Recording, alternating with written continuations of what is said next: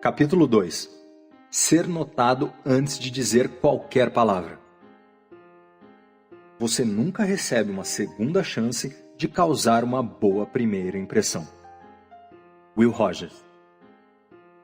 Talvez você tenha tido sorte o bastante quando criança para passar um verão preguiçoso observando o show de luzes da natureza. Talvez até tenha apanhado um vidro na cozinha e tentado capturar os pontinhos de luz que apareciam e desapareciam na escuridão, flutuando como pequenas lanternas numa brisa gentil. Vagalumes estão entre as criaturas mais fascinantes da Terra. Para os propósitos deste livro, como os vagalumes ascendem não é relevante. Você precisaria ser biólogo e físico para entender o processo. O que nos interessa é por que eles ascendem. Acontece que os vagalumes ascendem por várias razões. Cientistas acreditam que a luz é um alerta para potenciais predadores, mostrando que possuem um sabor desagradável e seriam uma péssima refeição.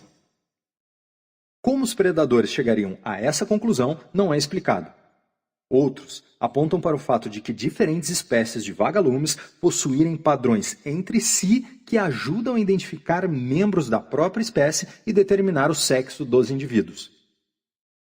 A razão para nosso interesse envolve o uso da luz pelo vagalume como um sinal para o acasalamento.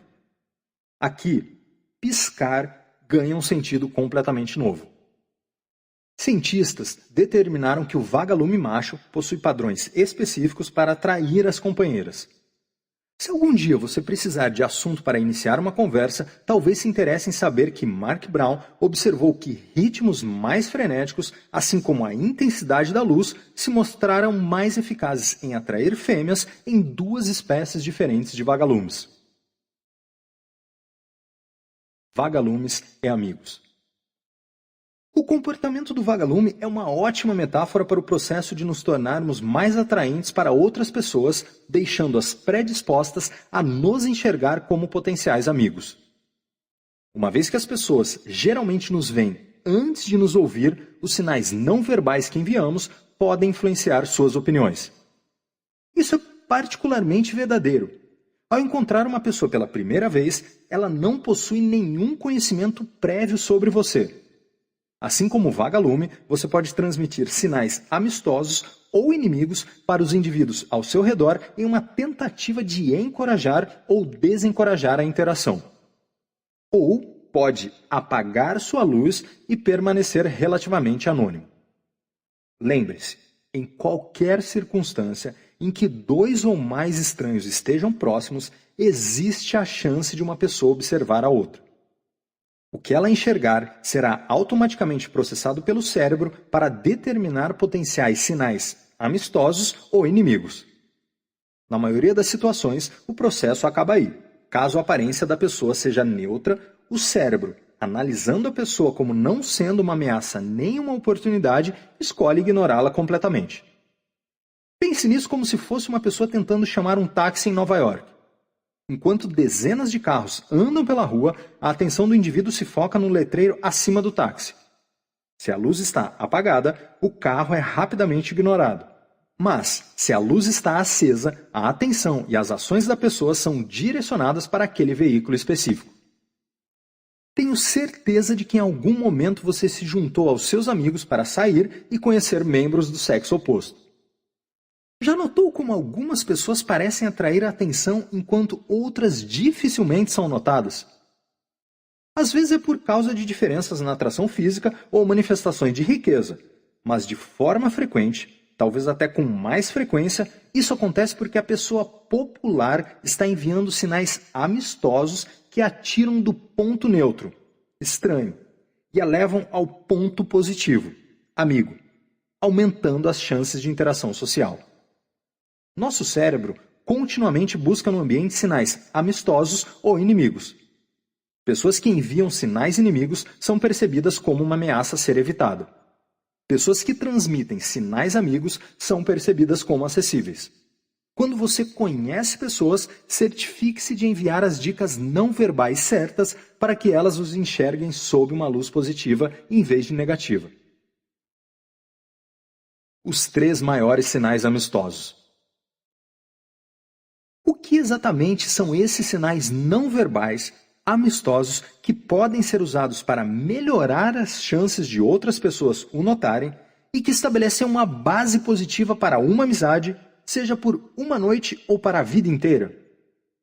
Existem inúmeros sinais para escolher, mas para nossos propósitos, 3 sinais são cruciais se quiser encorajar outros a enxergá-lo como uma pessoa legal e merecedora de uma possível amizade. São eles: sobrancelha levantada, inclinação da cabeça e o real, não falso, sorriso. Sim, o cérebro humano pode detectar a diferença. Sobrancelhas levantadas. O levantar de sobrancelhas é um rápido movimento de baixo para cima que dura aproximadamente 1/6 de segundo e é usado como um sinal não verbal amistoso primário. Quando indivíduos se aproximam um do outro, eles levantam as sobrancelhas para enviar a mensagem de que não são uma ameaça. A 1,5 metro de distância de alguém, nosso cérebro procura por esse sinal. Se o sinal está presente e o retribuímos, nossa comunicação não verbal está dizendo a outra pessoa que não somos um inimigo a ser temido ou evitado. A maioria das pessoas não percebe que suas sobrancelhas se levantaram porque o gesto é quase inconsciente. Experimente você mesmo. Observe indivíduos quando se encontram pela primeira vez e, se possível, em interações subsequentes. Quando as pessoas cumprimentam outras pela primeira vez num escritório ou evento social, usam um cumprimento verbal junto com um levantar de sobrancelhas. Cumprimentos verbais podem incluir "Como vai você?", "E aí?", ou "Como estão as coisas?". Na segunda vez que as pessoas se encontram, elas não precisam dizer nada, mas trocam movimentos das sobrancelhas ou, no caso dos homens, do queixo. Esse movimento do queixo é um movimento para frente e levemente para o alto. Na próxima vez que você encontrar alguém, preste atenção naquilo que você faz e no que a outra pessoa faz. Você ficará surpreso com a quantidade de atividades não verbais que acontecem quando as pessoas se encontram. Ficará ainda mais surpreso quando constatar que passou a vida inteira sem reconhecer os sinais não verbais que você envia. Movimentos de sobrancelha podem ser enviados a longas distâncias. Se você está interessado em conhecer alguém do outro lado de um salão lotado, envie um movimento das sobrancelhas e observe o sinal de retorno. Se receber um movimento igual em resposta, aprofundar o envolvimento é possível. Nenhum sinal em resposta pode indicar falta de interesse. Portanto, você pode usar as sobrancelhas como um tipo de sistema de alerta primário para ajudar a determinar se a pessoa na qual está interessado tem algum interesse em você. A falta de resposta pode poupá-lo de um momento constrangedor ou mesmo de uma rejeição direta. Indicará que o melhor que você faz é buscar em outro lugar por uma pessoa mais receptiva. Se você continuar interessado em conhecer uma pessoa que não retribui seu movimento de sobrancelhas, a falta de resposta não garante que essa pessoa está fora dos limites. Mas pense em usar e procurar outros sinais amistosos antes de decidir se deve tentar abordar esse indivíduo. Movimentos amistosos das sobrancelhas envolvem breve contato visual com outra pessoa, principalmente se você não a conhece ou conhece apenas de passagem. Contato visual prolongado entre duas pessoas indica emoção intensa e pode ser um ato de amor ou hostilidade. O contato visual prolongado, uma encarada, é tão perturbador que em encontros sociais normais evitamos olhar nos olhos por mais de 1 segundo ou 2. Entre um grupo de estranhos, num local público, contato visual geralmente dura apenas uma fração de segundo, e a maioria das pessoas evita fazer qualquer contato visual. Nem todos os movimentos de sobrancelhas são amistosos. Em tempo real, o movimento não natural das sobrancelhas ocorre quando uma pessoa segura o movimento na parte de cima por muito tempo. Esse tipo de movimento será percebido, na melhor das hipóteses, como não amistoso, e na pior, como esquisito. Se você receber ou exibir um movimento não natural das sobrancelhas, isso será percebido como um sinal inimigo. E assim como a carranca urbana, não será um condutor de interações sociais, nem ajudará a fazer amizades. Inclinação da cabeça. Inclinar a cabeça para a esquerda ou para a direita é um gesto não ameaçador. A cabeça inclinada expõe uma das artérias carótidas, que ficam posicionadas de cada lado do pescoço. As artérias carótidas são a via que supre o cérebro com sangue oxigenado. Cortar uma artéria carótida leva à morte em poucos minutos. Pessoas que se sentem ameaçadas protegem a carótida comprimindo o pescoço sobre os ombros. As pessoas expõem a carótida quando encontram indivíduos que não representam uma ameaça. Uma inclinação de cabeça é um forte sinal amistoso. As pessoas que inclinam a cabeça quando interagem com os outros são vistas como mais atraentes e dignas de confiança. As mulheres enxergam os homens que se aproximam com a cabeça inclinada como mais atraentes. Igualmente, pessoas que inclinam a cabeça na direção de seu interlocutor são percebidas como mais amigáveis, bondosas e honestas se comparadas com indivíduos cujas cabeças permanecem eretas quando falam. As mulheres inclinam a cabeça mais frequentemente do que os homens. Homens tendem a se comunicar com a cabeça levantada para representar dominância. Esse gesto no mundo dos negócios pode ser uma vantagem. Entretanto, num contexto social, a ausência da inclinação da cabeça pode enviar a mensagem errada. No ambiente de paquera, como bares e boates, os homens devem fazer um esforço consciente para inclinar a cabeça para um dos lados quando abordarem mulheres, ou poderão ser percebidos como predadores.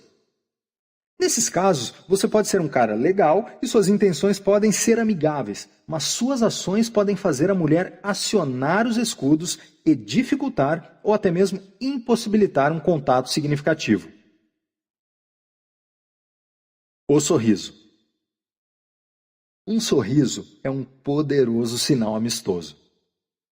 Rostos sorridentes são considerados mais atraentes, mais simpáticos e menos dominantes. Um sorriso exibe confiança, felicidade, entusiasmo e, mais importante, sinaliza aceitação. Transmite cordialidade e aumenta o fator de atração da pessoa que está sorrindo. O mero ato de sorrir pode colocar as pessoas num humor mais receptivo e relaxado. Na maioria das vezes, as pessoas sorriem para aqueles indivíduos de que gostam e não sorriem para aqueles de que não gostam. Um sorriso libera endorfina, que nos dá uma sensação de bem-estar. Quando sorrimos para outras pessoas, é muito difícil que elas não sorriam de volta. Esse sorriso retribuído faz o alvo do seu sorriso sentir-se bem consigo mesmo e, como aprenderemos mais tarde, se você fizer as pessoas se sentirem bem com elas mesmas, elas gostarão de você. O único problema com o sorriso é aquilo que os cientistas e as pessoas observadoras já reconheceram há muito tempo. Existe um sorriso real ou genuíno e existe um sorriso falso ou forçado. O sorriso real é usado com pessoas que nós realmente queremos contatar ou que já conhecemos e de quem gostamos. Por outro lado, o sorriso falso geralmente é usado quando somos forçados por alguma obrigação social ou profissão que requer uma aparência sempre alegre. Se você quer que as pessoas gostem de você, então seus sorrisos precisam ser genuínos. Os sinais de um sorriso genuíno são os cantos da boca dobrados para cima e o movimento para cima das bochechas acompanhado das rugas ao redor dos olhos. Ao contrário dos sorrisos sinceros, sorrisos forçados tendem a ser assimétricos. Para pessoas destras, um sorriso forçado tende a ser mais forte no lado direito da face e para canhotos no lado esquerdo. Sorrisos falsos também não possuem sincronia. Eles começam atrasados em relação a sorrisos reais e se apagam de forma irregular. Com um sorriso real, as bochechas se erguem, bolsas se formam debaixo dos olhos, pés de galinha aparecem nos cantos dos olhos e, com alguns indivíduos, o nariz aponta para baixo. Num sorriso falso, você pode ver que os cantos da boca não estão virados para cima e as bochechas não estão levantadas para causar rugas ao redor dos olhos. Essas rugas geralmente são difíceis de enxergar em pessoas jovens, cuja pele é mais elástica. Mesmo assim, o cérebro consegue perceber a diferença entre um sorriso real e um sorriso falso. O efeito dos sorrisos.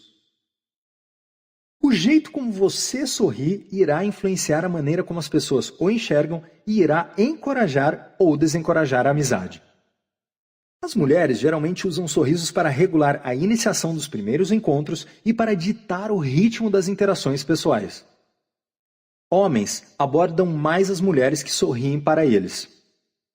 Um sorriso sincero dá aos homens permissão para se aproximarem. Um sorriso forçado ou inexistente envia a mensagem de que a mulher não está interessada. Igualmente, a mulher pode enviar a mensagem de que está aberta a aproximações, regulando frequência e intensidade dos sorrisos em conjunto com outros sinais amistosos.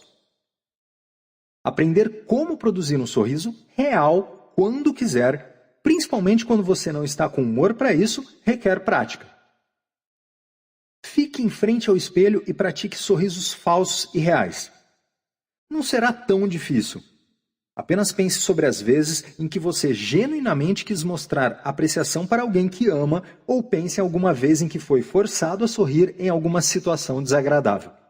Pratique o sorriso real até se tornar automático e então você poderá usá-lo sempre que desejar. Contato visual.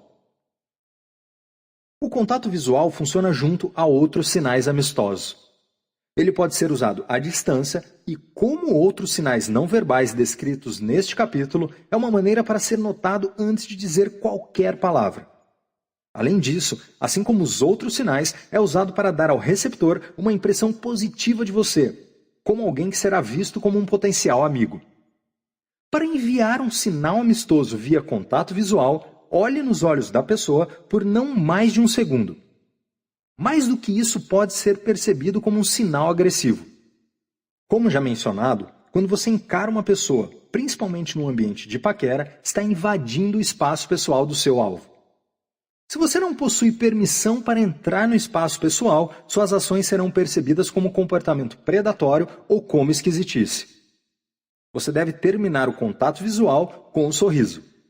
Se não conseguir sorrir genuinamente, certifique-se que os cantos da sua boca estão virados para cima, franzindo as laterais dos olhos. Receber um sorriso de volta indica interesse. Se o seu alvo olhar você nos olhos e depois baixar o olhar brevemente para então restabelecer contato visual, você pode se aproximar dessa pessoa com um alto grau de confiança de que será bem-sucedido. Contato visual estendido. Contato visual estendido é um jeito poderoso de construir conexão. Esse comportamento não verbal não deve ser confundido com o ato de encarar. Tipicamente, quando você faz contato com outra pessoa, seus olhos se encontram por um segundo ou menos, e depois vocês desfazem o contato. Contato visual que durar mais do que um segundo será percebido como ameaçador. Encarar as pessoas, principalmente estranhos, é considerado um sinal inimigo. Entretanto, quando duas pessoas se conhecem e se gostam, elas possuem permissão para prolongarem o contato visual para mais do que alguns segundos. Pessoas romanticamente envolvidas geralmente olham nos olhos um do outro por longos períodos de tempo.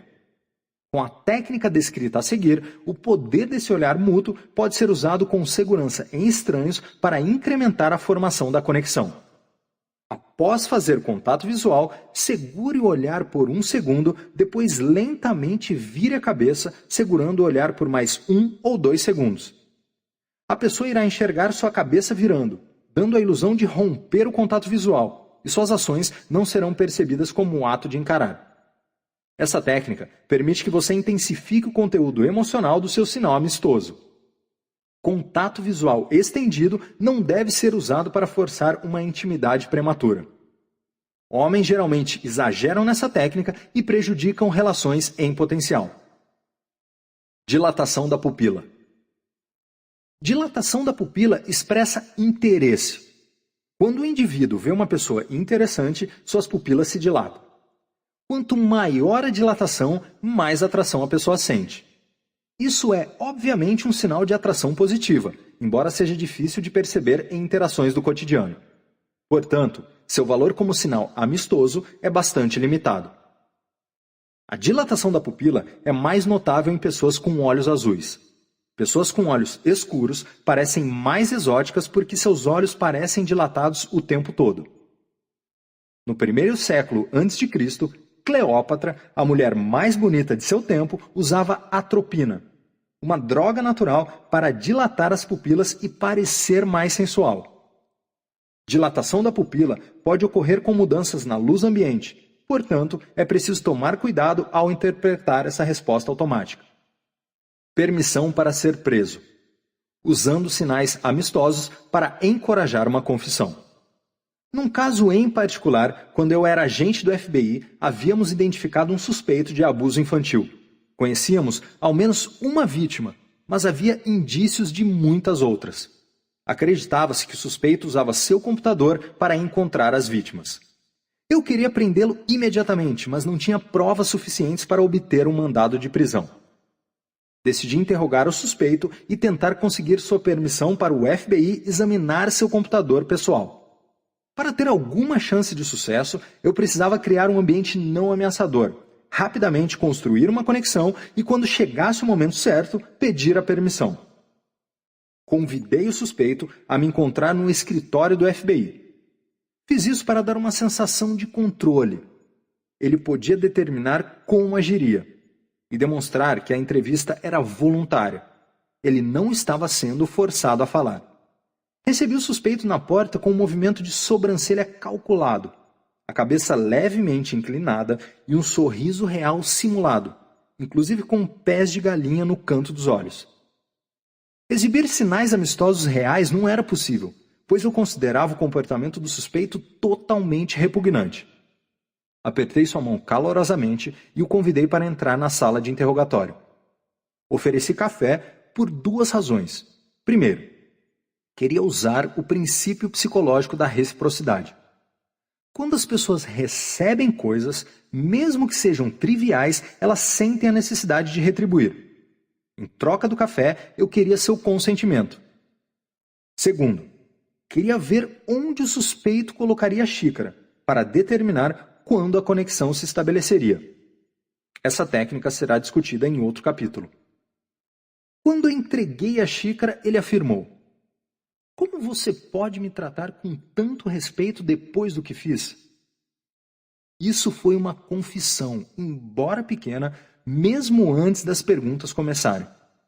Consegui estabelecer uma conexão suficiente com o suspeito, usando sinais amistosos simulados para dar a ele a ilusão de que eu não era uma ameaça, mas uma pessoa a quem ele podia confiar um segredo. Um segredo que o colocou na cadeia para o resto da vida. O paradoxo do Botox. Quando se trata de sinais amistosos, às vezes as melhores intenções acabam com consequências negativas e inesperadas. Por exemplo, considere a triste história da esposa que queria parecer mais jovem e atraente para seu marido. Ela decidiu se tratar com um botox no rosto e uma leve cirurgia para suavizar as linhas e rugas. Mal podia esperar para mostrar os resultados a seu marido. Então, o que aconteceu quando ele viu sua nova esposa? Porque o botox paralisa certos músculos ao redor dos olhos, por cerca de 2 meses ela não conseguia exibir movimentos de sobrancelha e sorrisos reais, incluindo os pés de galinha que ele estava acostumado a ver. A mulher parecia mais atraente, mas por que o marido não estava recebendo os sinais amistosos a que estava acostumado, passou a suspeitar que sua esposa não o amava mais e fez a cirurgia para ficar mais atraente para outra pessoa. A menos que o marido saiba o porquê de a esposa não estar enviando sinais amistosos, os resultados da tentativa de ficar mais bonita podem ser realmente feios. Toque, o sinal da amizade. Mas tenha cuidado. Tocar é uma forma não verbal de comunicação sutil, poderosa e complexa. Em situações sociais, a linguagem do toque pode ser usada para transmitir uma variedade surpreendente de mensagens. Diferentes toques podem ser usados para expressar concordância, afeto, aflição ou atração, para oferecer apoio, enfatizar um argumento, chamar atenção ou pedir participação, guiar e dirigir, cumprimentar, parabenizar, estabelecer ou reforçar relações de poder e negociar níveis de intimidade. Para nossos propósitos, o toque é importante para fazer amigos. já que pesquisas concluíram que mesmo o toque mais breve pode ter influência dramática em nossas percepções e relações. Experimentos mostraram que mesmo um leve toque no braço durante um breve encontro social entre estranhos possui efeitos positivos, tanto imediatos como duradouros. Pedidos educados de ajuda, por exemplo, produzem mais resultados positivos quando acompanhados por um leve toque no braço. Mas proceda com cuidado. Mesmo o toque mais inócuo pode produzir uma reação negativa na pessoa tocada. Essas reações negativas incluem afastar o braço, aumentar a distância, franzir as sobrancelhas, virar de costas ou expressões de desgosto ou ansiedade. Reações negativas indicam que a pessoa dificilmente enxergará você como potencial amigo. A menos que o indivíduo seja excepcionalmente tímido e reservado, reações negativas a um simples toque no braço provavelmente indicam repulsa ou desconfiança. Com exceção de apertos de mão tradicionais, tocar a mão de outra pessoa é mais pessoal do que tocar o braço. O toque de mão serve como um barômetro para relações amorosas. Filmes geralmente focam em toques de mão para sinalizar que uma relação está esfriando, crescendo ou no auge. Se você tocar a mão de uma pessoa e ela se afastar, mesmo que levemente, a pessoa que está sendo tocada ainda não está pronta para intensificar a relação. Afastamento não significa necessariamente um sinal de rejeição. Significa que você terá que construir mais conexão com a pessoa antes de avançar a relação. Aceitação do toque sinaliza que a pessoa está pronta para dar as mãos, que é uma forma mais intensa de toque. Entrelaçar os dedos é a forma mais íntima de se dar as mãos. Um jeito sem riscos para medir a força de uma nova relação é acidentalmente tocar ou raspar contra a mão do seu alvo. A maioria das pessoas irá tolerar um toque acidental, mesmo se não gostarem da pessoa que os toca, mas irão enviar inconscientemente sinais não verbais indicando a aceitação ou rejeição do toque. Observe esses sinais e proceda adequadamente. Práticas isomórficas. Espelhando o comportamento de outra pessoa. Prática isomórfica é um termo chique para espelhamento, uma prática não verbal que pode ser usada para melhorar o desenvolvimento e a eficácia de uma amizade. O espelhamento cria uma impressão favorável na mente da pessoa que você espelha. Quando encontrar uma pessoa pela primeira vez e quiser ganhar sua amizade, faça um esforço consciente para espelhar sua linguagem corporal. Se a pessoa cruzar os braços, cruze também os seus. Se a pessoa sentar com as pernas cruzadas, faça o mesmo. Em algumas situações, o espelhamento é impraticável. Se uma mulher usando um vestido curto não se sentir confortável para cruzar as pernas igual a um homem, apenas cruze da maneira possível, as pernas na altura do calcanhar ou dos joelhos. A outra pessoa não irá notar conscientemente seu espelhamento, porque isso faz parte do comportamento básico do ser humano e o cérebro considera normal.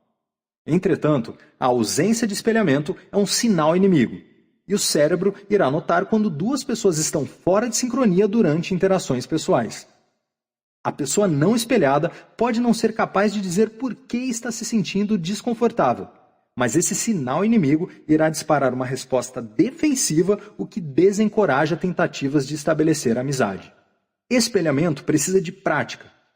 Felizmente, você pode ensaiar em qualquer ambiente social ou profissional.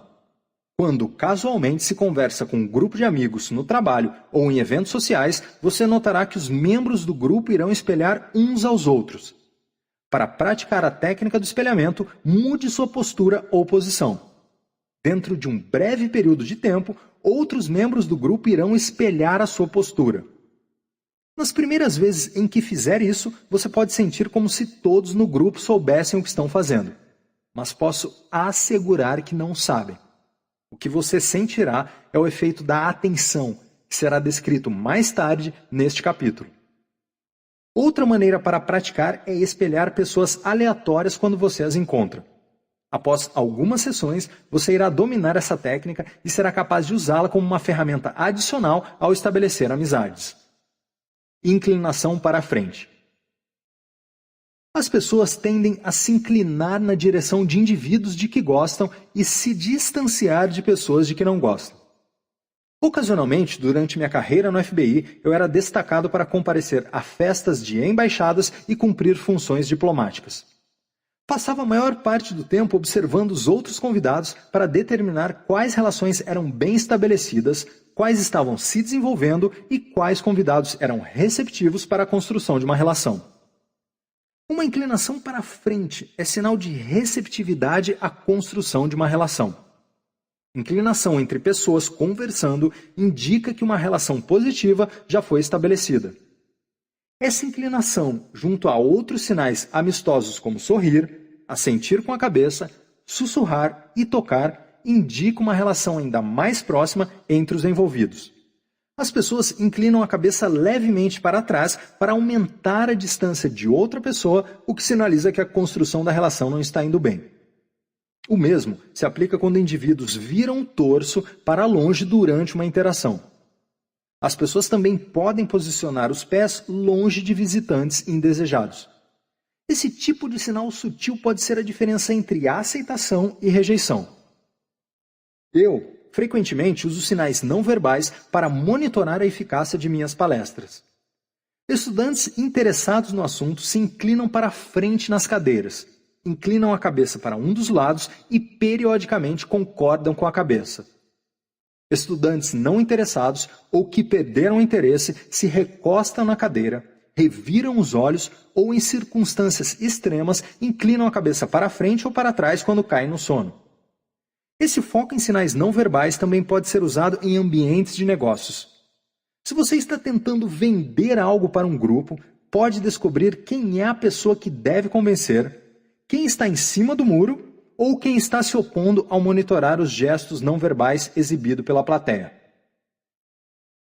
Virando a mesa, ou aqueles que estão sentados à mesa. Nos meus dias no FBI tive que fazer várias apresentações. Numa delas, eu tentava obter fundos para uma operação que estava planejando há meses. A operação era complexa e cara.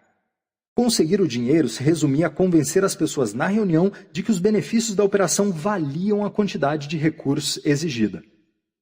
Enquanto fazia minha apresentação, monitorava os sinais não verbais das pessoas sentadas ao redor da mesa. Imediatamente, identifiquei aqueles que estavam do meu lado. Eles se inclinavam para a frente e ocasionalmente assentiam com a cabeça. Também identifiquei aqueles que estavam céticos sobre os méritos da operação e seus custos.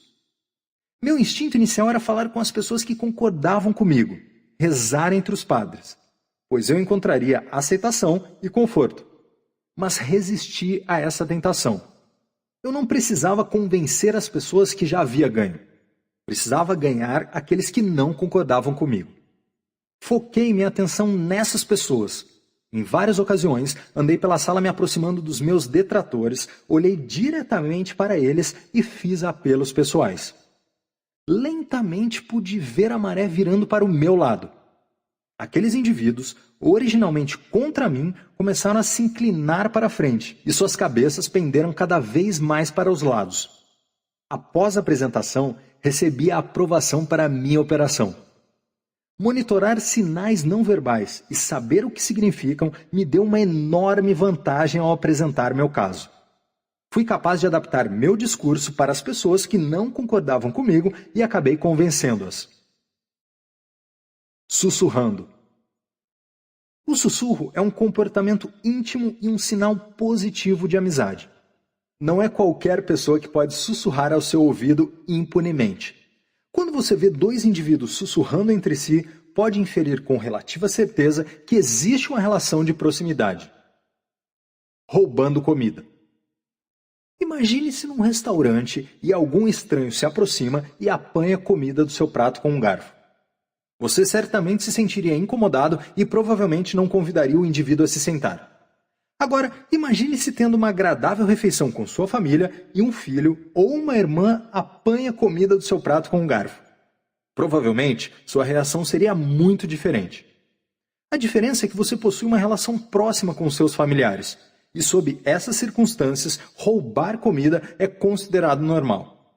Portanto, roubar comida é um sinal amistoso. e, se permitido, indica uma relação de proximidade entre os indivíduos. Gestos expressivos. A intensidade dos gestos que as pessoas usam varia de cultura para cultura, até mesmo dentro de culturas. Algumas pessoas são naturalmente mais expressivas do que outras, mesmo em culturas socialmente mais restritivas. Mesmo assim, pessoas que gostam umas das outras tendem a exibir gestos mais expressivos. Esses gestos são um sinal de interesse naquilo que a pessoa está dizendo e mantêm o foco da conversa em quem fala. Palestrantes podem enfatizar um argumento com um forte movimento descendente da mão no final de uma frase ou expressar franqueza e sinceridade com as palmas das mãos abertas. Gestos expressivos reforçam a comunicação verbal e o interesse mútuo. Você pode encorajar amigos em potencial a continuarem falando e a gostarem mais de você por causa disso, ao assentir com a cabeça, sorrir e focar a atenção. Quando você se inclina para frente, abaixa levemente a cabeça e aparenta estar ouvindo atentamente. Saiba também que gestos não verbais podem também significar desconforto, desgosto e desinteresse. Assentindo com a cabeça. Uma das maneiras com que podemos sinalizar para a pessoa que fala que estamos prestando atenção e que ela deve continuar é assentindo com a cabeça. Assentir 2 vezes indica que desejamos um aumento no ritmo da fala. Assentir várias vezes ou uma única e lenta vez tende a perturbar a cadência da pessoa que fala. Assentir excessivamente pode apressar uma resposta. Assentir rapidamente envia um sinal não verbal para que o falante se apresse, geralmente porque o ouvinte quer dizer algo ou está desinteressado. Assentir rápido demais pode ser percebido como um comportamento rude ou uma tentativa de dominar a conversa. Esse comportamento retira o foco do falante e volta a atenção para o ouvinte, o que é claramente uma violação da regra de ouro da amizade, que será discutida no próximo capítulo. Usado corretamente, o gesto de assentir com a cabeça permite ao falante expressar completamente seus pensamentos de uma maneira satisfatória. Se usar esses movimentos adequadamente, você será percebido positivamente como um bom ouvinte. Dicas verbais. Dicas verbais reforçam o aceno de cabeça e encorajam o falante a continuar falando. Dicas verbais consistem em indicadores de confirmação de fala como entendo e continue, junto a marcadores conversacionais como e Dicas verbais mostram ao falante que você não apenas está ouvindo, mas validando sua mensagem com confirmações verbais. Atenção focada. Não deixe distrações interromperem sua atenção ao ouvir o falante. Você deve deixar claro que considera aquilo que ele diz importante. A mensagem não terá peso se você atender seu celular e pedir para o falante esperar. Se o celular tocar durante uma conversa, lute contra a vontade de atender. Por razões desconhecidas, a maioria das pessoas se sente compelida a atender um telefone que toca. Só porque seu celular está tocando não significa que você é obrigado a atender. Raramente, uma chamada é urgente. Se não houver mensagem no final, então claramente esse é o caso. E se deixarem uma mensagem, você pode ouvir, geralmente em questão de minutos, assim que a conversa terminar. Mesmo no mundo tecnológico de hoje, responder mensagens ou atender ao telefone durante uma conversa é considerado desrespeitoso. O melhor jeito para lidar com um telefone que toca é tirá-lo do bolso, enviar a chamada para a caixa de mensagens, guardar o telefone e voltar a atenção para o falante. Essa ação envia uma mensagem dizendo que ele é mais importante do que um telefonema e possui sua total atenção. Além disso, você dará uma impressão positiva ao falante, facilitando qualquer relação. 7 dicas para aumentar suas gorjetas. Fazer as pessoas gostarem de você, mesmo num encontro único, pode ser benéfico. Você terá mais chances de ter uma reclamação atendida, de receber ajuda das pessoas, mesmo quando elas não têm obrigação disso, e, se você é um garçom ou garçonete, poderá predispor as pessoas a mostrarem seu agradecimento na forma de gorjetas maiores. A chave para receber gorjetas maiores é criar um ambiente que predispõe os clientes a gostarem da pessoa que as serve. Dica 1. Toque levemente os clientes. Mulheres. Pesquisas mostram que garçonetes que tocam clientes, sejam homens ou mulheres, levemente no ombro, mão ou braço, recebem gorjetas mais altas do que profissionais que não tocam os clientes. Homens, em particular, bebem mais álcool do que clientes que não foram tocados, criando mais oportunidades para gorjetas. O toque, quando interpretado adequadamente, produz uma sensação de amizade e, portanto, predispõe a gorjetas mais generosas. Mas um alerta: o toque pode ter um efeito negativo se for percebido como flerte ou ato dominador, e assim pode reduzir a gorjeta. Garçonetes devem ter cuidado ao tocar homens na companhia de suas companheiras, pois qualquer toque pode produzir ciúme. Dica 2. Use algo no cabelo. Mulheres. Garçonetes que usam enfeite no cabelo, como flores, reais ou não, presilhas ou outros objetos semelhantes, recebem gorjetas maiores tanto de homens como de mulheres. Uma explicação para isso é que os clientes podem perceber as garçonetes como mais atraentes, o que os predispõe a darem gorjetas maiores. Curiosamente, a atração física não tem efeito nas gorjetas para garçons, seja de homens ou mulheres. Agora vamos lidar com o elefante no meio da sala. Sim, as pesquisas mostram que garçonetes mais atraentes recebem gorjetas maiores do que garçonetes menos atraentes, independentemente do nível do serviço. Garçonetes com seios maiores recebem gorjetas maiores. Garçonetes loiras recebem gorjetas maiores. As gorjetas aumentam em relação inversa ao tamanho do corpo da garçonete.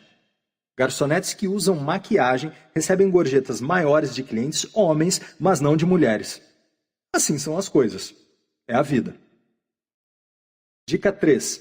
Apresente-se com o seu nome. Homens e mulheres. Quando os garçons ou garçonetes se apresentam pelo nome, recebem gorjetas maiores. Uma apresentação pessoal os faz parecer mais amistosos. Os clientes dão gorjetas para aqueles que parecem amistosos e simpáticos. Garçons que se apresentam pelo nome recebem em média $2 a mais do que aqueles que não fazem isso. Mas apenas dizer seu nome não é suficiente. Sua apresentação deve ser acompanhada por um grande sorriso, pois isso faz parecer amistoso e mais pessoal, predispondo assim os clientes a deixarem mais gorjetas. Dica 4. Crie reciprocidade. Homens e mulheres. Quando as pessoas recebem algo de alguém, predispõem-se a retribuir. Clientes que recebem algo, mesmo itens pequenos, geralmente retribuem deixando gorjetas maiores. Os garçons podem criar reciprocidade com várias técnicas, até mesmo simplesmente escrever "obrigado" na parte de trás da conta pode produzir gorjetas maiores. A reciprocidade pode também ser induzida de um jeito mais sutil. Um pouco antes do pedido do cliente ficar pronto, diga a um deles que a maneira como a comida foi preparada não estava à altura do seu padrão de exigência e você enviou de volta para o cozinheiro prepará-la corretamente. Depois, peça desculpas pela demora e, após alguns minutos, sirva a comida como foi preparada originalmente. Os clientes perceberão esse gesto como se você tivesse feito um favor. Embora isso não tenha acontecido realmente, eles ficarão predispostos a retribuir. Mas tome cuidado com essa técnica. Você deve selecionar imperfeições que não questionam a qualidade da comida nem afetam a credibilidade do restaurante. Reciprocidade também pode ser induzida oferecendo balas de hortelã junto com a conta. Dica 5. Repita o pedido do cliente. Homens e mulheres. Pessoas gostam de pessoas que são parecidas com elas. Quando você repete o pedido, os clientes inconscientemente sentem que você é parecido com eles. Pessoas com boa conexão espelham os gestos e falas uns dos outros. Ao repetir o pedido, eles sentem semelhança e passam a gostar mais de você, aumentando sua probabilidade de receber uma gorjeta maior. Dica 6. Faça um bom serviço. Homens e mulheres. No coração de uma boa gorjeta existe um bom serviço. Cumprimente os clientes com um sorriso amistoso, apresente-se com seu nome, repita o pedido do cliente, encha os copos vazios voluntariamente e verifique regularmente se o cliente precisa de alguma coisa. Cada cliente é diferente e você deve aprender a ler os sinais rapidamente. Alguns clientes gostam de serem paparicados. Alguns preferem um serviço mínimo e outros apenas querem desfrutar a refeição sem ser incomodados. Quanto mais rápido você ler seu cliente, maior será a sua gorjeta. Dica 7. Aplique a regra de ouro da amizade. A regra de ouro da amizade, veja no capítulo 3, se aplica a todas as dicas. Faça os clientes se sentirem bem sobre si mesmos e eles gostarão de você. Quanto mais os clientes gostam de seus garçons, maiores serão suas gorjetas. Sinais inimigos. Como você viu no começo do capítulo, vagalumes podem acender um sinal amistoso para atrair membros do sexo oposto ou um sinal inimigo para afastar possíveis predadores. O mesmo é verdade com cada um de nós. Temos a capacidade de transmitir sinais amigos ou inimigos para aqueles ao nosso redor. Obviamente, num livro sobre fazer amigos, é de se esperar que o leitor esteja interessado em enviar sinais amigos e evitar sinais não verbais que encorajam outros a enxergá-lo como inimigo. O problema é que, como a estudante com a carranca urbana descobriu, nós nem sempre sabemos se estamos enviando sinais inimigos, geralmente porque não os percebemos.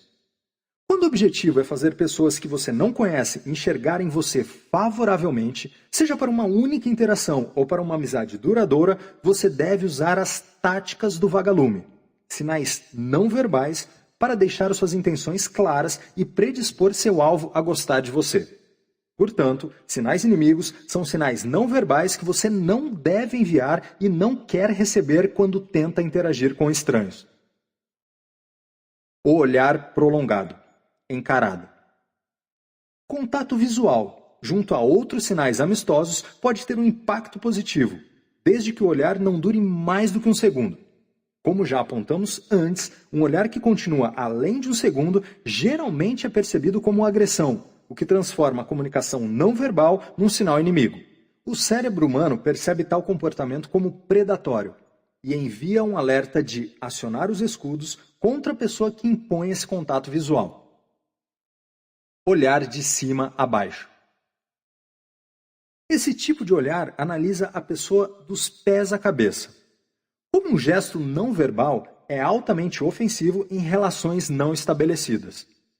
Essa forma de contato visual é percebida como invasiva porque a pessoa que olha ainda não conquistou o direito de adentrar o espaço pessoal que pode ser violado tanto psicológica como fisicamente.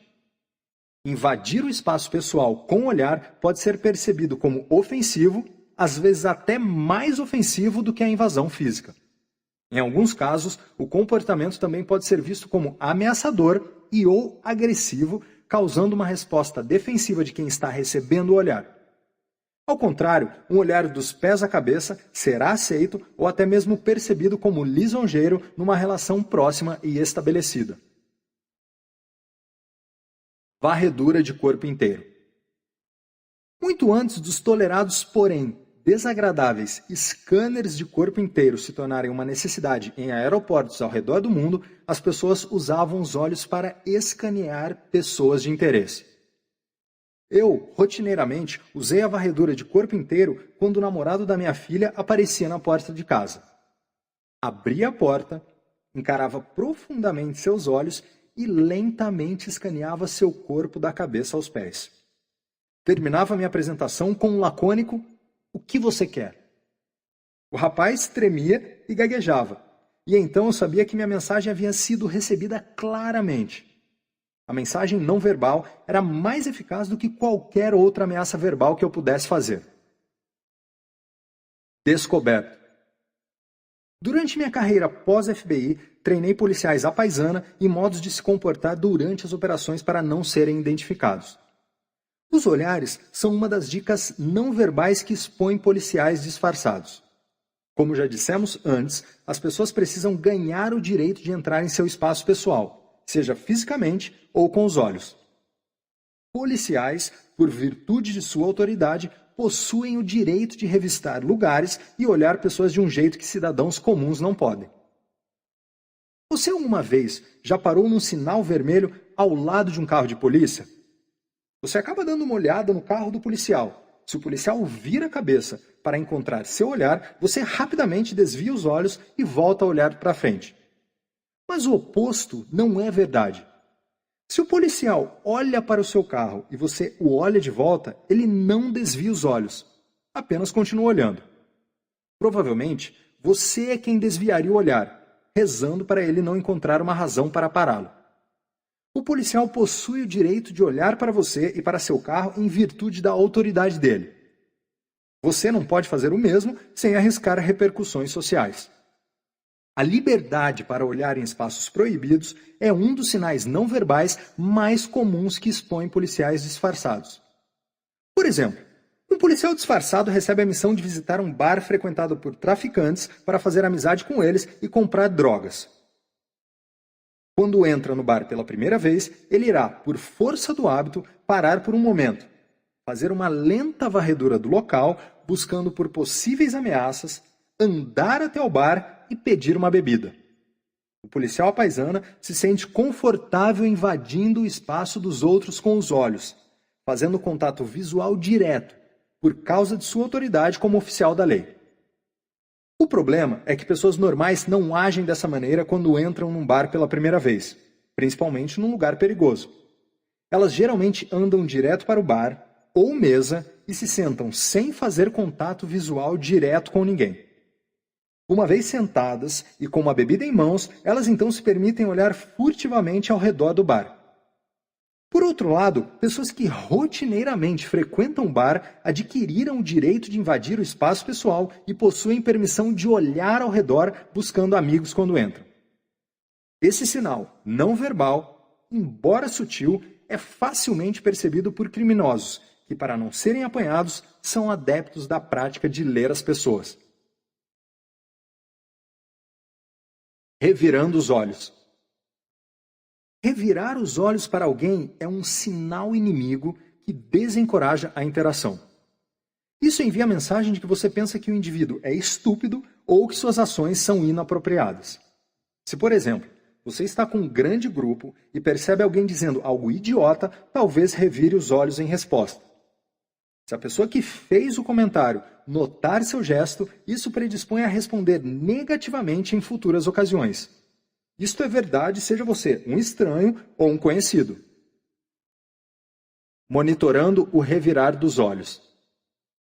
Ficar atento ao revirar de olhos pode ser uma maneira interessante de passar o tempo e pode dar informações sobre como as pessoas pensam sobre determinados assuntos. Quando as pessoas não concordam com um comentário ou proposta, elas geralmente reviram os olhos quando a pessoa que fez o comentário não está olhando. Esse sinal não verbal identifica quem não está receptivo àquilo que está sendo discutido. Se você fizer um comentário e perceber alguém revirando os olhos, concentre a atenção nessa pessoa e tente convencê-la de que sua ideia possui mérito. Lembre-se, você não precisa gastar tempo tentando convencer as pessoas que já concordam com você e que sinalizam isso acenando com a cabeça, inclinando para a frente e sorrindo. Cerrando os olhos. Esse sinal inimigo não é tão poderoso quanto outros, mas mesmo assim pode ter um efeito negativo em relações pessoais. Se os olhos se apertarem por causa de outros fatores como uma forte iluminação, isso pode ser interpretado da maneira errada. Sobrancelhas franzidas. Este é outro sinal inimigo comum, assumindo que não seja causado por alguém se concentrando bastante. É geralmente associado à desaprovação, incerteza, ou raiva. Tensão facial. Apertar os músculos da mandíbula, cerrar os olhos e franzir as sobrancelhas são um grupo de sinais não verbais inimigos que podem ser vistos à distância e servem como alerta que a pessoa pode representar uma ameaça.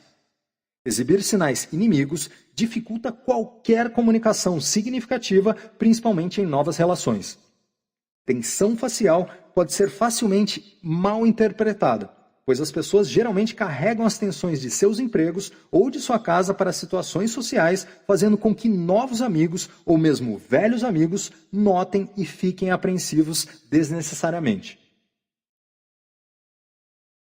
Postura agressiva. Uma postura aberta, com as mãos na cintura, é um sinal inimigo. A postura aberta baixa o centro de gravidade do corpo e é usada quando uma pessoa se prepara para uma luta. Mãos na cintura aumentam a envergadura da pessoa numa tentativa de exibir dominância. Sinais de ataque. Pessoas prestes a atacar telegrafam sinais não verbais como fechar os punhos e abrir a postura para mais estabilidade. Uma postura aberta baixa o centro de gravidade do corpo em preparação para a luta. As mãos na cintura aumentam a envergadura da pessoa numa tentativa de exibir dominância. Geralmente, uma pessoa com raiva abre as narinas numa tentativa de aumentar o influxo de ar. Também pode exibir outros sinais, como vermelhidão no rosto. Obviamente, esses sinais inimigos alertam o cérebro sobre potencial perigo e preparam a pessoa que os recebe para uma reação, lutar ou fugir, o que dificilmente é um bom início de amizade. Gestos de insulto. Inúmeros gestos são ofensivos e contrários ao desenvolvimento de boas relações. Alguns são quase universalmente reconhecidos, por exemplo, o dedo do meio levantado. Dificilmente alguém querendo estabelecer uma interação positiva com outra pessoa transmitiria esse gesto. O problema é que certos gestos inofensivos, sem conotação negativa, numa cultura podem ser altamente ofensivos em outra. Assim como as mesmas palavras possuem diferentes significados em diferentes culturas, com as comunicações não verbais acontece o mesmo. Se notar alguém reagindo negativamente a você sem nenhuma razão aparente, considere se algum gesto seu possa ter sido considerado ofensivo. Nariz franzido. A exemplo de outros sinais inimigos, um nariz franzido pode fazer as pessoas olharem para você negativamente, deixando-as menos propensas a qualquer aproximação. Roupas, acessórios e outros itens no corpo. O velho ditado, o chão de um homem é o teto de outro, se aplica para esse sinal inimigo, ou grupo de sinais em particular.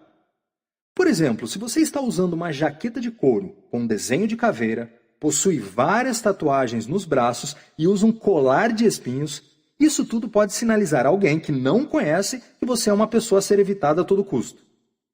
Nesse sentido, sua aparência é um sinal inimigo. Por outro lado, se você estiver num show de heavy metal, a mesma roupa pode ser interpretada como um sinal amistoso digno de nota. Portanto, você precisa determinar, usando o senso comum, se a maneira como está vestido será percebida como sinal amistoso ou inimigo. Só porque uma pessoa está vestida de maneira diferente de você, não é garantia que sua aparência será automaticamente negativa. Mas o ditado "pássaros de mesma plumagem voam juntos" deve ser considerado quando se trata de interações entre indivíduos com diferenças significativas na maneira como se vestem. Meu filho, Bradley, sem querer me ensinou uma lição valiosa sobre avaliar as pessoas pelas roupas que usam.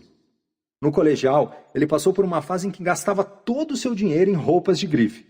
Um dia, acompanhei Bradley no shopping para comprar uma carteira. Ele olhou para as carteiras mais caras numa loja chique e acabou comprando uma que custou $150. Fiquei chocado. Puxei minha velha carteira e eu lembrei que ela custava não mais do que $20. Não, pai, ele respondeu. São os detalhes que fazem a diferença. Você pode usar roupas e sapatos caros, mas as pessoas vão notar que você é um enganador se puxar uma carteira velha de $20. Meu filho acabou superando aquela fase de sua vida e voltou a usar jeans gastos e camisetas. Mas eu ainda carrego a lição que ele me ensinou. Daquele dia em diante, passei a prestar mais atenção nos detalhes. Olho para a quantidade de costura nas camisas. Quanto mais costura, maior é a qualidade. Botões de 4 milímetros são usados em camisas de maior qualidade. Se um homem veste um terno caro e um relógio barato, ele está fingindo ser algo que não é. Sapatos sem lustre são outro sinal de um impostor. Pessoas preocupadas com sua aparência muitas vezes negligenciam os detalhes, expondo assim quem realmente são. Quem era aquele homem mascarado? Embora seja usada por pessoas com alguma condição médica, uma máscara facial, particularmente uma máscara cirúrgica que cobre a boca e o nariz, age como um sinal inimigo mesmo quando essa não é a intenção. Um indivíduo mascarado envia um sinal inimigo tão forte que uma pessoa que conheço usou esse artifício para aumentar o espaço ao redor nos trens lotados de Nova York. Seu modus operandi era ocupar o assento da janela quando o assento do corredor estivesse vago. Depois, quando alguém se aproximava do assento vazio, ele virava a cabeça para mostrar claramente a máscara. Muitas vezes, o lugar permanecia vazio até que todos os outros assentos fossem ocupados. E isso não era tudo. Se alguém escolhesse sentar-se ao seu lado, ele começava a se mexer inquieto e a resmungar. Geralmente, isso era suficiente para afastar o recém-chegado. Se não funcionasse, ele colocava a mão no bolso, puxava um frasco de remédio e tomava uma pílula. Poucas pessoas conseguem aguentar essa experiência sem se levantar e ir embora. Mas acontece que às vezes o feitiço vira contra o feiticeiro. Numa viagem em particular, o mascarado percebeu que um homem se aproximava. Recostou-se no assento para ter certeza que o estranho visse a máscara cirúrgica e então voltou a olhar para a janela. Um momento depois, ele percebeu o estranho sentando-se ao seu lado. Então, ele usou a tática de se mexer inquietamente e murmurar. O estranho permaneceu no lugar. Finalmente, puxou seu frasco de remédio e tomou a pílula. A pessoa ao seu lado continuou imóvel. O mascarado não podia acreditar que suas táticas tinham falhado. Ele virou a cabeça para ver que tipo de pessoa poderia permanecer parada num ambiente tão ameaçador. O que ele viu foi um passageiro que também estava usando uma máscara, se mexendo e com um frasco de remédio na mão. Isso foi tudo que ele precisou ver. Sem hesitar, levantou-se do assento e trocou de vagão. Invasão territorial. Espaço pessoal. Parece haver consistências definidas na maneira como os seres humanos cuidam do espaço ao seu redor. Isto é, a maneira como regulam a distância entre eles e outras pessoas. O termo para essa regulação espacial é territorialidade. E o imperativo territorial é praticado por seres humanos, mas também por outros animais. O princípio básico da territorialidade é que muitas espécies desejam e tentam manter uma quantidade específica e uma qualidade de espaço para si mesmas. Se você não acredita que o imperativo territorial existe, embarque num ônibus ou metrô ocupado apenas por outro passageiro e sente-se ao seu lado. Em algumas ocasiões, as pessoas podem tolerar a invasão de seu espaço pessoal se ela ocorrer num encontro lado a lado, como num elevador lotado ou em eventos esportivos. Invadir o território de outra pessoa, seja por contato visual ou proximidade física, é um poderoso sinal inimigo. O propósito de usar sinais amistosos quando encontramos um estranho pela primeira vez é encorajá-lo a permitir que você entre em seu território sem que ele se sinta ameaçado ou cercado. Se uma pessoa julgá-lo amigável, então ficará mais disposta a permitir que você entre em seu espaço pessoal. Limites territoriais são, obviamente, invisíveis e podem variar de pessoa para pessoa e de cultura para cultura. Por exemplo, uma pessoa que foi fisicamente abusada geralmente possui um espaço pessoal maior para se proteger de qualquer um que represente uma ameaça física. Da mesma forma, um indivíduo marcado por um trauma emocional pode ser muito cuidadoso com quem permite em seu espaço pessoal, por medo de ser magoado novamente. Em casos extremos, pessoas abusadas física e ou emocionalmente erguem muros intransponíveis ao seu redor, numa tentativa de se proteger contra mais dor física ou psicológica. Limites territoriais também variam de acordo com o lugar em que as pessoas vivem. Em sociedades nas quais elas vivem em lugares apertados, estabelecem limites pessoais menores por necessidade. Por outro lado, pessoas acostumadas com grandes espaços criam limites pessoais maiores. A saúde mental também pode afetar o espaço pessoal. Ted Kaczynski, o terrorista Unabomber, vivia numa cabana isolada em Montana. Ele considerava qualquer pessoa dentro de um raio de meio quilômetro de sua cabana como ameaça, e se preparava para se defender contra qualquer um que invadisse seu espaço. Uma vez que as pessoas possuem variações tão grandes sobre o que consideram seu espaço territorial, é importante que você considere isso quando tentar fazer amizade com alguém que não conhece.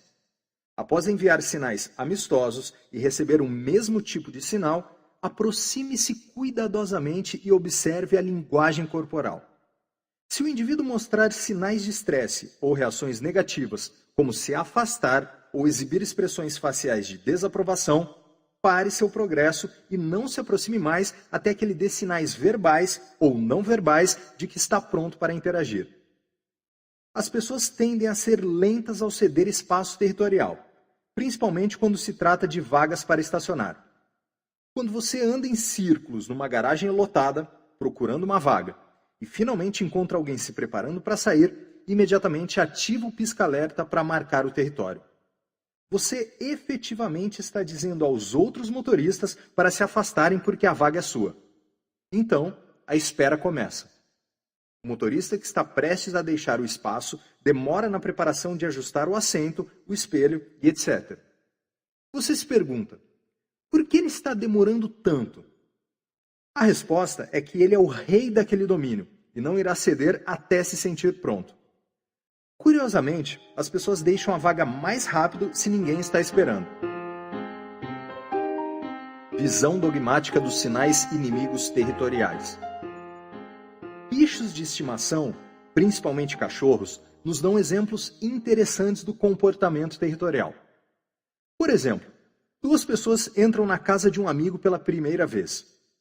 Uma delas é um ávido amante de cachorros e o outro odeia cachorros.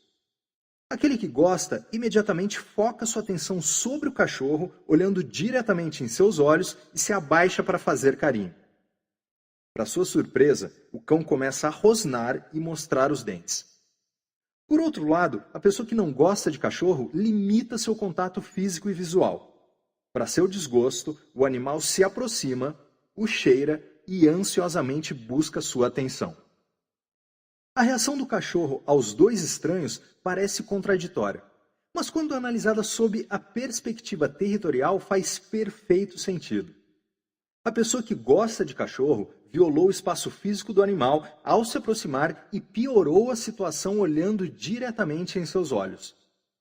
Tanto cães quanto seres humanos percebem a encarada como um gesto ameaçador. O cachorro enxergou a presença da pessoa como uma ameaça em potencial. Portanto, respondeu com um comportamento agressivo para proteger seu território. Com a familiaridade, essa pessoa eventualmente poderá ser aceita pelo cão. Por outro lado, a pessoa que não gosta de cachorro ignorou o animal e, consequentemente, não representou a ameaça. Sem uma ameaça real ou percebida, o cachorro se sentiu intrigado pelo estranho. Num esforço de satisfazer sua curiosidade natural, a mesma isca que fez Vladimir conversar comigo e deixou o gaivota interessado em Charles, o agente do FBI, aproximou-se da pessoa que não gostava dele. Antes de começar a andar, deixe que os pés do outro cuidem da conversa. Certo. Agora você está ciente dos sinais amistosos e inimigos e sabe quais deve exibir e procurar quando encontra um estranho que deseja abordar ou evitar. Talvez até tenha praticado os sinais não verbais na frente do espelho. Mas ainda existe uma coisa para considerar antes de começar a falar com alguém. E isso tem a ver com situações em que seu alvo já está interagindo com outras pessoas. Como você pode interromper e começar uma conversa? quando você deve interromper e começar a falar? Haverá ocasiões em que você não será capaz de responder a essas perguntas. Por exemplo, em reuniões de negócios ou eventos sociais, quando as pessoas se sentam à mesa ou andam por um salão, interagir dentro de conversas já existentes pode ser difícil. Entretanto, se duas ou mais pessoas interagem socialmente, então você pode usar o comportamento dos pés para ajudar a determinar o momento certo para abordar um grupo ou decidir que é melhor esperar antes de tentar fazer contato. Isso acontece porque a observação da posição dos pés oferece dicas sobre qual grupo irá aceitá-lo como novo membro e qual estará relutante. Membros de um grupo grande que formam um semicírculo com os pés apontando para o lado aberto do círculo estão sinalizando sua disposição em aceitar novos membros.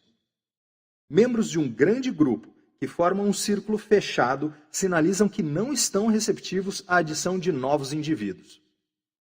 Se você enxergar duas pessoas se encarando, cada uma com os pés voltados para a outra, elas estão enviando a mensagem de que a conversa é privada. Fique longe. Elas não querem pessoas de fora interrompendo.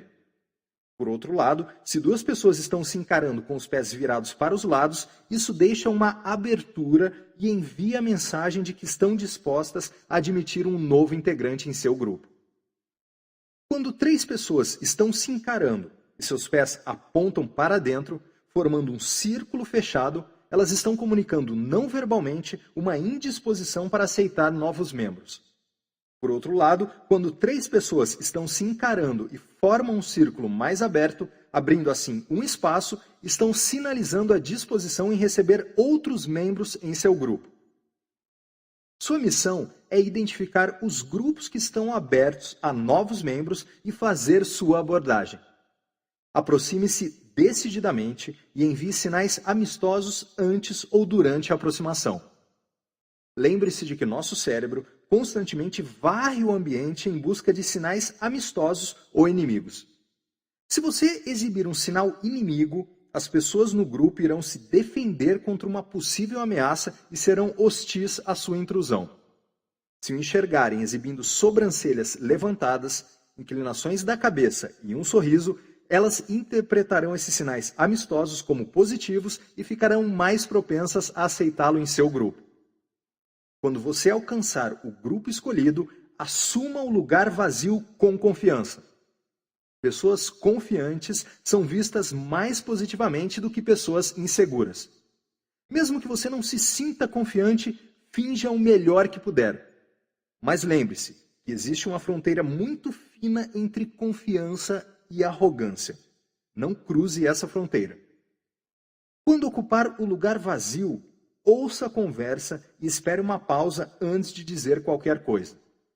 Enquanto estiver escutando, você deve assentir levemente com a cabeça. O ato de assentir envia um sinal de aprovação e interesse naquilo que os outros indivíduos estão falando. E também envia a mensagem de que você está confiante, não arrogante. Pessoas arrogantes geralmente não são bons ouvintes.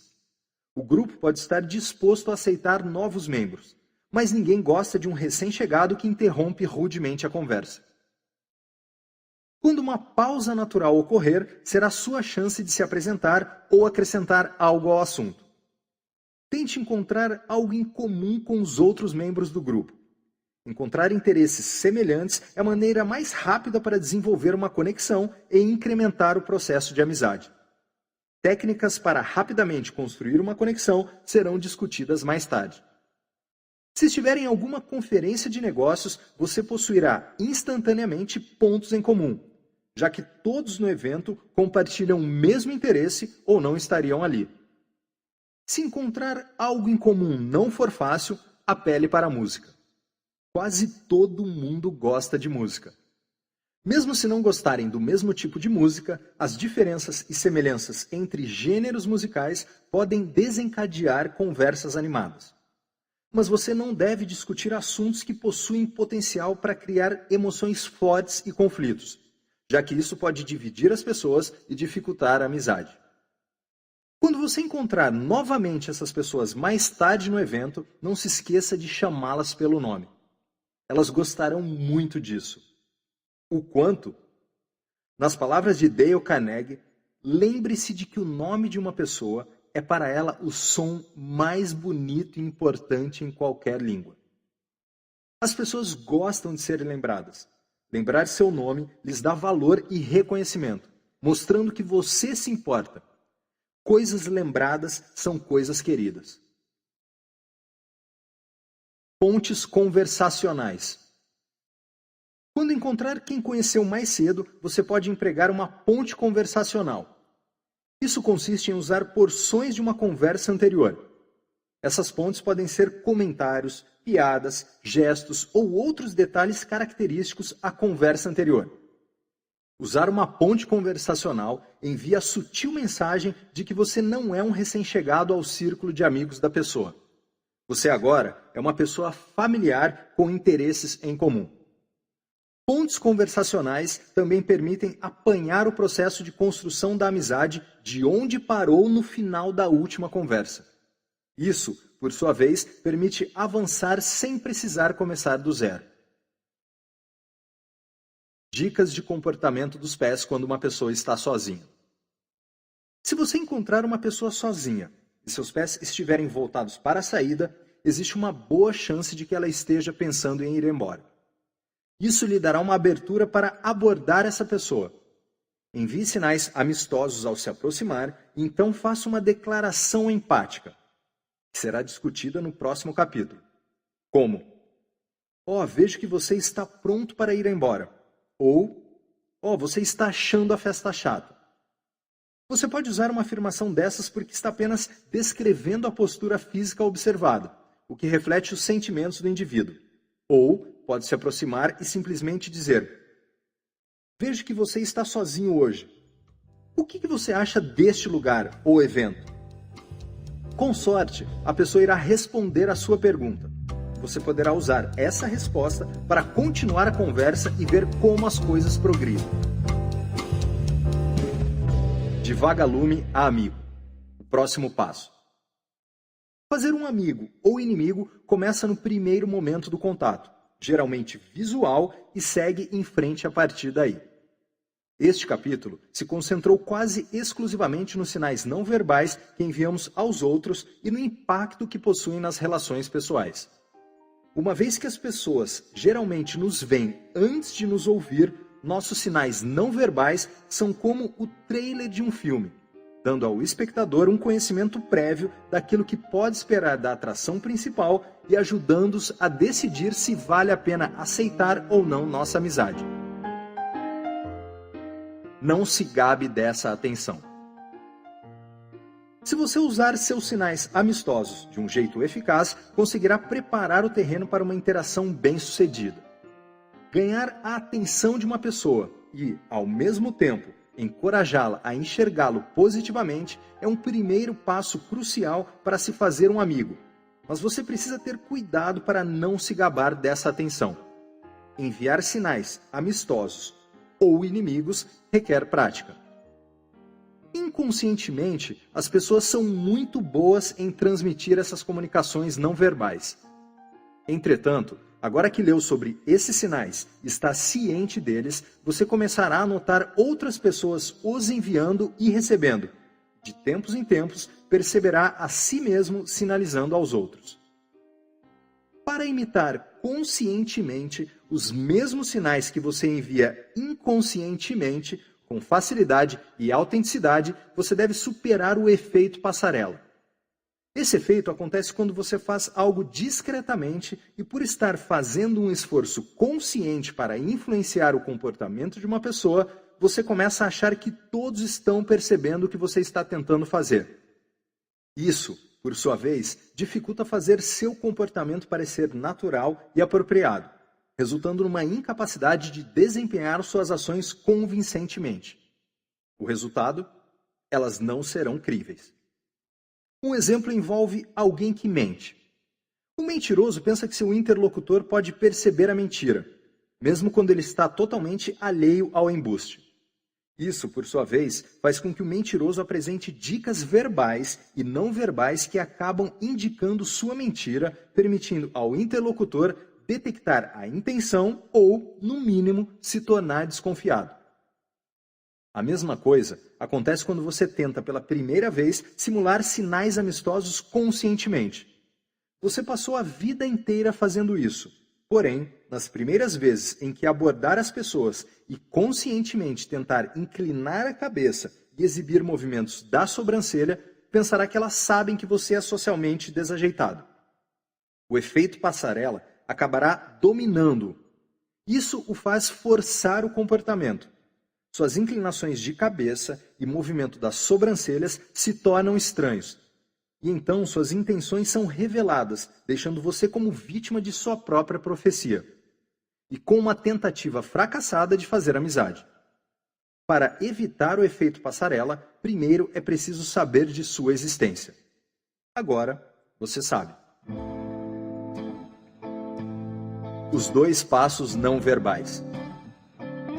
Durante minha carreira no FBI, participei de muitas conferências e festas. Em certa ocasião, fui a uma festa de boas-vindas numa pré-conferência com um colega do programa de análise comportamental. A festa se tornou chata, então meu amigo e eu começamos a nos entreter jogando o jogo dos passos não verbais. O jogo funcionava assim. Cada um escolhia uma pessoa que estava a uma distância igual da porta. O objetivo do jogo era ver quem conseguiria fazer a pessoa selecionada cruzar o batente da porta sem perceber o que estava fazendo. Nós, inicialmente, abordamos nossos alvos com uma conversa casual numa distância física aceitável. Sabendo que as pessoas inconscientemente tentam manter uma distância confortável de seu interlocutor, dávamos passos imperceptíveis nos aproximando dos alvos. Quando essa distância diminuía, eles inconscientemente davam um passo para trás para manter seu espaço pessoal. Repetimos essa manobra até os alvos cruzarem o batente.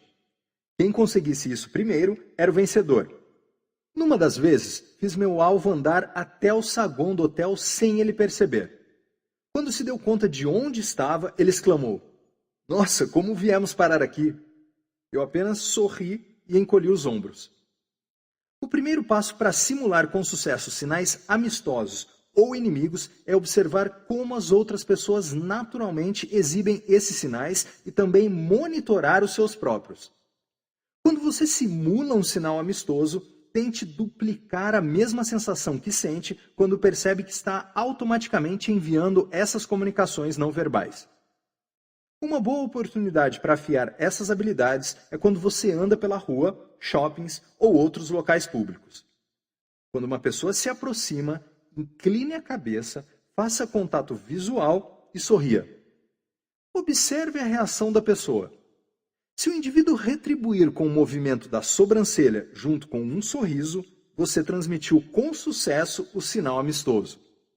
Se ele fizer uma expressão estranha do tipo "fique longe de mim", você pode ter escolhido uma pessoa mal-humorada ou precisa de mais prática. Com o tempo, você deve enxergar uma melhora em como os outros respondem a seus sinais amistosos. Além disso, com a prática, você não terá que pensar sobre enviar os sinais, eles se tornarão automáticos. Conquistar novas habilidades ou fazer velhas habilidades parecerem autênticas exige muita prática. Enquanto estiver trabalhando para aperfeiçoar os sinais, você pode ficar desencorajado e acabar desistindo por várias razões, incluindo constrangimento, falta de domínio imediato das novas habilidades ou frustração. Isso é normal. Ao estudar como as pessoas adquirem novas habilidades, cientistas descobriram que muitos novatos experimentam um período de queda livre logo no início do aprendizado. Durante esse tempo, eles não se sentem confortáveis usando as novas habilidades e se tornam frustrados ou constrangidos quando elas não funcionam como deveriam. Ao invés de continuarem praticando, eles desistem. Não seja uma dessas pessoas. Seja perseverante durante essa fase da queda livre e confie que você irá dominar as habilidades com o tempo e esforço. A frustração e o desconforto durante o processo de adquirir novas habilidades valerão o esforço, pois você será recompensado com resultados melhores ao conquistar relações de sucesso. Isso é um bom motivo para tornar seu sorriso fácil conscientemente ou não. Errar é humano e também torna este humano mais simpático. No começo de minhas palestras, intencionalmente cometo vários erros que não danificam minha credibilidade, como pronunciar ou escrever errado uma palavra. Os participantes imediatamente corrigem meus pequenos erros. Mostrando-me constrangido, eu graciosamente aceito a correção e parabenizo os participantes por estarem atentos. Essa técnica atinge vários objetivos. Primeiro, as pessoas que fazem as correções sentem-se bem consigo mesmas, o que cria conexão e amizade. Segundo, os participantes se tornam mais propensos a participar espontaneamente sem medo de parecer estúpidos na frente do instrutor.